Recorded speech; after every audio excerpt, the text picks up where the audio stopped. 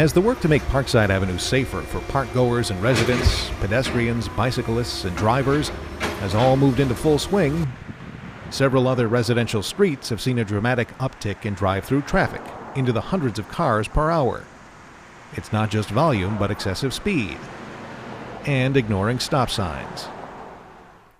For 40 years, the entire neighborhood has fought for a safer Parkside-Florence intersection. And over the last 4 years, traffic in the entire neighborhood was studied, and among the results was a solution for Parkside and Florence. The idea was safer traffic for the whole neighborhood, not just for Parkside Avenue. In fact, the point was emphasized that the Parkside project would not be allowed to permanently impact the streets inside the neighborhood. Along with that, the city DPW brought along promises from police brass of enhanced enforcement to mitigate the effects of drive-time commuters who are almost certainly bound to cut through Woodward and Crescent to avoid the Parkside construction. Well, the project is now in full swing, and so are those expected cut-throughs, most prominently through afternoon drive time on Woodward Avenue. Most of the turning into residential streets to avoid Parkside construction happens two ways. One is legal right now, one is illegal. The lane created so Humboldt drivers can merge onto the 198 is being abused by many on the Skagit Expressway to defy traffic laws and zip up Humboldt to Woodward to avoid Parkside. Sometimes it's just lazy and illegal. Sometimes it's downright dangerous.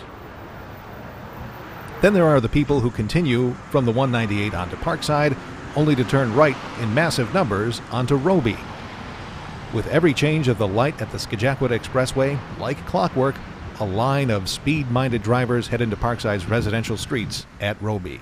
The only thing worse than the bunching together of dozens of cars between 4 and 6 is when one car ignores the residential nature of Woodward and sees nothing but open road, with speeds exceeding 40 miles an hour. There are 5 stop signs on Woodward between Robie and Amherst, which is great when they aren't ignored or only given the slightest attention, like these cars are doing at Woodward and Florence. Lots of cars. Lots of fast cars, people trying to get home faster to points north. It can make it difficult for people who live on Woodward trying to get home in one piece. Commuters might be asking, where do I go? The traffic study done a few years ago shows that Main Street had fewer cars than Parkside. The timing of the lights on Main Street was supposed to happen before Parkside construction began, making it easier for folks to use Main. The reconstruction and striping of Parkside Avenue will not reduce the number of vehicles the road can handle, but might add 3 or 4 minutes to commutes during rush hour. It might make large arterial north-south options like Main Street or Delaware Avenue more viable for many leaving downtown for points further north like Kenmore and Tonawanda and Amherst. So how do we fix it? Greater police enforcement and police presence along Robie and Woodward, as has been promised by Commissioner Dorenda through Commissioner Stepniak. Placements of bollards between the 198 and Humboldt, making that illegal lane weave impossible, as has already been promised by the state DOT.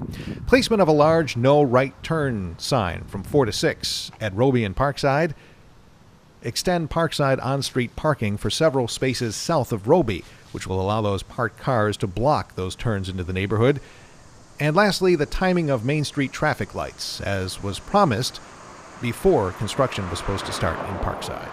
A few easy, reasonable ideas to help solve some of the traffic problems that have been facing the Parkside community over the last few weeks.